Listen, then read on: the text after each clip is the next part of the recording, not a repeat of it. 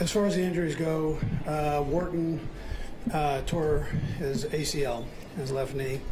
Cook had a concussion. Clark was sick. Lammons hurt his right hip, came out, and Fenton had cramps, came out. Listen, what a good win. What a good win to get against a rival. Josh has done a phenomenal job there with the Raiders. They played us very tough. Our crowd, man, our crowd was tremendous tonight, digging in for 4 quarters with us and hanging right there.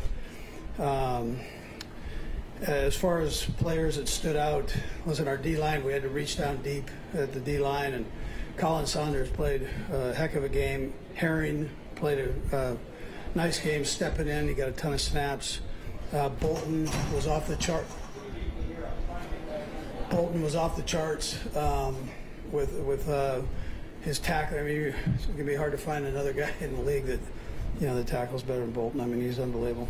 And then Harris stepping in at the linebacker spot. I mean, I can keep going with that, but offensively, McCole just had some tough yards for us, man. Stepped up. They were trying to take Kels out of the game. And he had 25 yards and 4 touchdowns. So, I mean, that's a pretty good day, but kind of a weird number. Marquez had some big plays for us. Juju, Sky stepped up at the end, had some big catch and runs for us. Algrady stepping in and doing a nice job at the guard spot for us. So, all in all, it was just, it was probably a tale of halves. We played a lot better the second half, or at least the second part of the second quarter there, and then through the second half than we did the first half. So, but nice. It was a nice win to get for sure. Coach, could you talk about that? I'm sorry. Could you talk about that? What you saw when Chris Jones hit the quarterback? Yeah. Well, I mean, I thought he had the ball. So I mean, that's what I thought. But that's their job. So they do that. It seemed like, obviously you don't want that play to go that way, but it also seems like it's maybe lit a little bit of fire under you particularly, but under the team. Did you see it that way in hindsight? Yeah, I mean, listen, it's an emotional game. So what I thought wasn't right. So, but it is what it is. Did you feel that sense though? I don't know, sort of thing you feel in the locker room at halftime, like some kind of energy coming out of that. Yeah, I mean the guys felt the same way I did. So yeah, I think it gave us a little juice probably.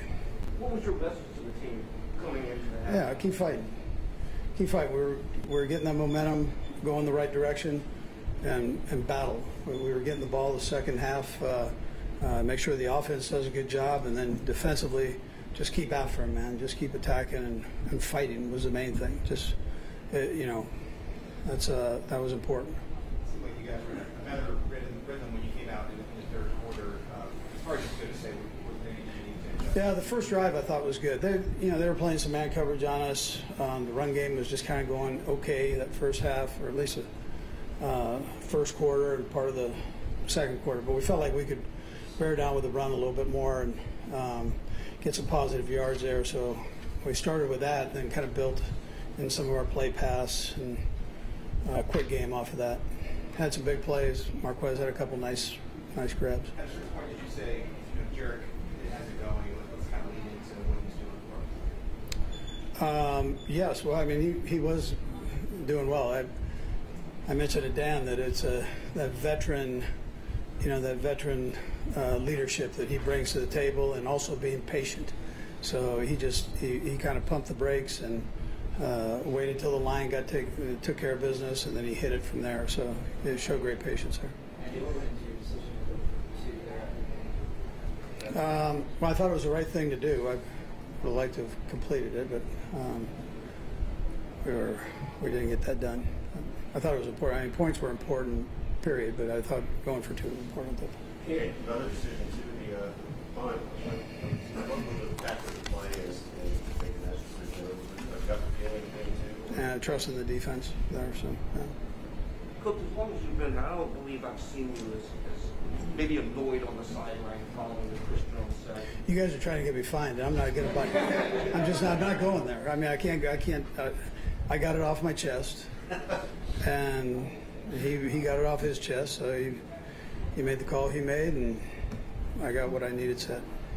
With what happened with the Reid Jarrett class on Reid yesterday, all of the reactions, we assumed a two-way hit from 2 weeks before. What concerns you have about the way roughing the passer is being issued? Yeah, listen, I'm into the league. I'm on a couple committees there, and I understand protecting the quarterback. That's important. It is important. There's a fine line, right? I mean, we've just got to sort that out. But these guys, I mean, they work their butt off to do a good job for us out here. And the league spends time doing it and looking at it, and so. But sometimes there's a point where you got to let guys play, and we've just got to find where that happy medium is. A couple more. Point of clarification. You seem to suggest that you were told that he would not have been roughing the passer had Chris Jones taken the ball from him, but since he didn't have the ball, it was. No, he said that no, it was the weight that he put on the quarterback. That he slammed his weight on the quarterback body. And there were a couple of plays that I don't know if any two guys on the field other than Patrick and Travis could make together.